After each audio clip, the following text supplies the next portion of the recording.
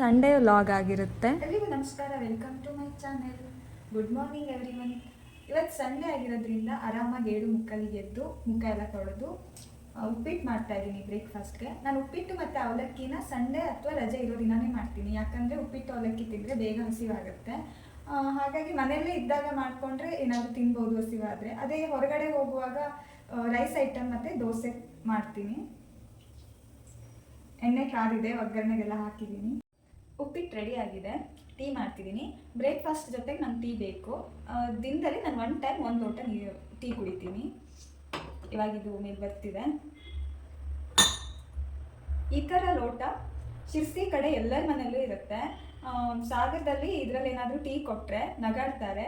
ಇದು ನನಗೆ ನನ್ನ ಮದುವೆಯಲ್ಲಿ ಅಪ್ಪನ ಮನೆ ಕಡೆಯಿಂದ ಬಳಿವಾರ ಅಂತ ಒಂದಷ್ಟು ಸಾಮಗ್ರಿಗಳನ್ನ ಮದುವೆಗೆ ಕೊಡ್ತಾರೆ. ಅದರಲ್ಲಿ ನನಗೆ ಇದನ್ನು ಒಂದು ಅರ್ಧ ಡಜನ್ ಲೋಟನ ಕೊಟ್ಟಿದ್ರು. ಇದರಲ್ಲೇ ನಾವು ಟೀ ಎಲ್ಲ ಕುಡಿಯೋದು. ಉಪ್ಪಿಟ್ಟಿಗೆ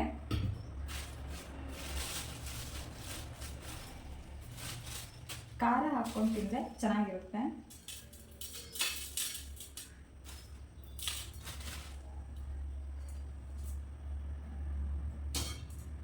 ಬ್ರೇಕ್ಫಾಸ್ಟ್ ಟೈಮ್.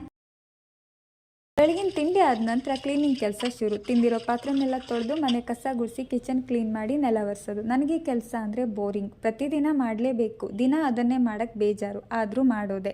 ನಿನ್ನೆ ಅಷ್ಟೇ ಇನ್ಸ್ಟಾಗ್ರಾಮಲ್ಲಿ ನೋಡಿದ್ದೆ, ಮನೆ ಚಿಕ್ಕದು ಅಂತ ಬೇಜಾರಾಗ್ತಾ ಇದ್ದರೆ ಒಂದು ಸಾರಿ ಕಸ ಗುಡಿಸಿ ನೆಲ ಒರೆಸಿ ನೋಡಿ, ನಮ್ಮ ಮನೆ ಅರಮನೆ ಅನ್ನೋ ಫೀಲ್ ಆಗುತ್ತೆ ಅಂತ. ಅದಂತೂ ನಿಜ. ಕ್ಲೀನಿಂಗ್ ಕೆಲಸ ಮುಗಿಸಿ ಸ್ನಾನ ಆದ ನಂತರ ದೇವ್ರ ಮುಂದೆ ಪುಟ್ಟ ರಂಗೋಲಿ ಹಾಕಿ ದೀಪ ಹಚ್ಚೋದು ನನ್ನ ದಿನದಲ್ಲಿ ಮನಸ್ಸಿಗೇನೋ ಒಂಥರ ಸಮಾಧಾನ ಕೊಡುವ ಒಂದು ಭಾಗ ಅಂತಲೇ ಹೇಳ್ಬೋದು. ನನಗೆ ಚೆನ್ನಾಗೇನೋ ರಂಗೋಲಿ ಹಾಕಕ್ಕೆ ಬರಲ್ಲ, ಒಂದು ಮಟ್ಟಿಗೆ ಹಾಕ್ತೀನಿ.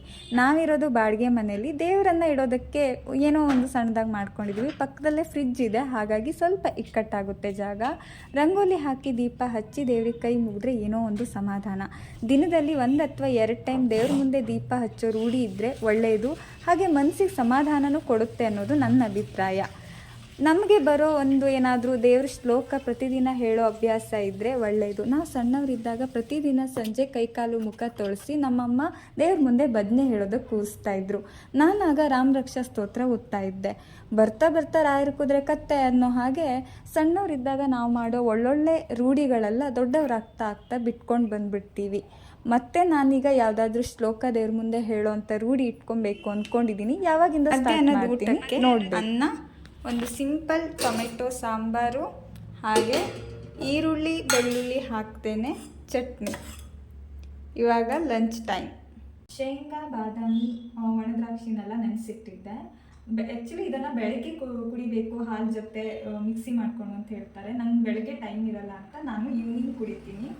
ಸೊ ಹಾಲು, ಬಾಳೆಹಣ್ಣು, ಖರ್ಜೂರ, ಅದು ಬೀಜ ತೆಗೆದು ಸಣ್ಣದಾಗಿ ಕಟ್ ಮಾಡಿ ಹಾಕಿದ್ದೀನಿ. ಶೇಂಗಾ, ಬಾದಾಮಿ, ಒಣದ್ರಾಕ್ಷಿ ನೆನೆಸಿಟ್ಟಿದ್ದೆ, ಅದನ್ನೆಲ್ಲ ಹಾಕ್ತೀನಿ. Ice cube. ಈವ್ನಿಂಗ್ ಸ್ನ್ಯಾಕ್ಸಿಗೆ ಆಲೂಗಡ್ಡೆ ಬೋಂಡ ಮಾಡೋಣ ಅಂತ ಕಡಲೆ ಹಿಟ್ಟಿಗೆ ಚಿಲ್ಲಿ ಪೌಡರ್, ಉಪ್ಪು ಹಾಕಿ ಕಲಿಸ್ಕೊಂಡಿದ್ದೀನಿ. ಎಣ್ಣೆ ಕಾಯಕ್ಕಿಟ್ಟಿದ್ದೀನಿ. ಆಲೂಗಡ್ಡೆ ಬೋಂಡ ಹೋಗಿ ಆಲೂಗಡ್ಡೆ ಬಜ್ಜಿಯಾಗಿದೆ. ಸಂಜೆ 7 ಗಂಟೆ ಆಗಿದೆ. ಇವಾಗ ನಾವಿದು ವರದಳ್ಳಿಗೆ ಹೋಗೋಣ ಅಂದ್ಕೊಂಡು ಹೋಗ್ತಿದ್ದೀವಿ.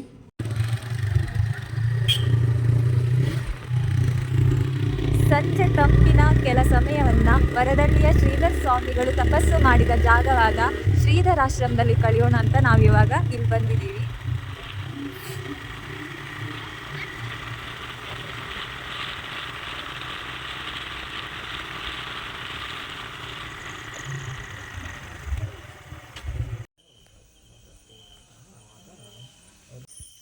ಶ್ರೀಧರ ಸ್ವಾಮಿಗಳು ತಪಸ್ಸವನ್ನು ಮಾಡಿ ಮೋಕ್ಷ ಪ್ರಾಪ್ತಿಗಾಗಿ ಏನೆಲ್ಲ ನಾವು ಮಾಡಬೇಕಾಗ್ತದೆ ಅಂಥೇಳಿ ಬರೆದಿರುವಂತಹ ಪ್ರವಚನದ ಸರಣಿ ಇಲ್ಲಿ ಎಲ್ಲ ಕಡೆ ಹಾಕಿದ್ದಾರೆ. ಕಾರ್ತಿಕ ಮಾಸ ಆಗಿರೋದರಿಂದ ಎಲ್ಲರೂ ಬರ್ತಾಯಿದ್ದಾರೆ. ಇದು ನೋಡಿ ಉದಾಹರಣೆ. ಮೆಟ್ಲು ಹತ್ತಿ ಮೇಲ್ಗಡೆ ಬಂದ್ವಿ ದೇವಸ್ಥಾನಕ್ಕೆ. ನಾವೀಗ ವರದಳ್ಳಿ ಶ್ರೀಧರಾಶ್ರಮದಿಂದ ಮನೆಗೆ ಬಂದಿದ್ದೀವಿ. ನಾನೀಗ ಒಬ್ಬರನ್ನ ಪರಿಚಯ ಮಾಡಿಕೊಡ್ಬೇಕು. ನಾನು ಇವ್ರ ಬಗ್ಗೆ ಇಂಟ್ರಡಕ್ಷನ್ ವಿಡಿಯೋದಲ್ಲಿ ಹೇಳಬೇಕಿತ್ತು. ನನಗೆ ಇಂಟ್ರಡಕ್ಷನ್ ವಿಡಿಯೋ ಹೇಗೆ ಮಾಡಬೇಕಂತ ಸರಿಯಾಗಿ ಗೊತ್ತಾಗದೇ ಇರೋದ್ರಿಂದ ಇವ್ರ ಬಗ್ಗೆ ನಾನೇನೂ ಹೇಳಿಲ್ಲ. ಇವರು ನನ್ನ ಹಸ್ಬೆಂಡ್ ಮಂಜುನಾಥ ಅಂತ, ನಾನು ಕರೆಯೋದು ಮಂಜು ಅಂತ. ನಮ್ಮ ಹಳ್ಳಿ ಕಡೆ ಎಲ್ಲ ಮದುವೆ ಆದಮೇಲೆ ಗಂಡಂಗೆ ರೆಸ್ಪೆಕ್ಟ್ ಕೊಟ್ಟು ಮಾತಾಡಬೇಕು ಅನ್ನೋ ಪದ್ಧತಿ ಇದೆ. ಈಗಲೂ ಕೆಲವು ಮನೆಗಳಲ್ಲಿ ಅದೇ ಪದ್ಧತಿ ಇದೆ. ಕೆಲವು ಮನೆಗಳಲ್ಲಿ ಹಳೆ ವಿಚಾರಗಳು ಸ್ವಲ್ಪ ಬದಲಾವಣೆಯಾಗಿ ಮಾಡರ್ನ್ ಯೋಚನೆಗಳು ಬಂದಿರೋದ್ರಿಂದ ಫ್ರೆಂಡ್ಲಿಯಾಗಿ ಮಾತಾಡ್ಬೋದು, ಗಂಡಂಗೆ ರೆಸ್ಪೆಕ್ಟ್ ಕೊಟ್ಟು ಮಾತಾಡಲೇಬೇಕು ಅನ್ನೋದಿಲ್ಲ. ನನಗೂ ಕೂಡ ಅಂದರೆ ಈಗಿನ ಹೆಣ್ಮಕ್ಳಿಗೆಲ್ಲ ಮದುವೆ ಆದಮೇಲೆ ಫ್ರೆಂಡ್ಲಿಯಾಗಿ ಮಾತಾಡಬೇಕು, ರೆಸ್ಪೆಕ್ಟ್ ಕೊಟ್ಟು ಮಾತಾಡಬಾರ್ದು ಅನ್ನೋದೊಂದು ಇರುತ್ತೆ. ಹಾಗೆ ನನಗೂ ಕೂಡ ಹಾಗೆ ಇತ್ತು.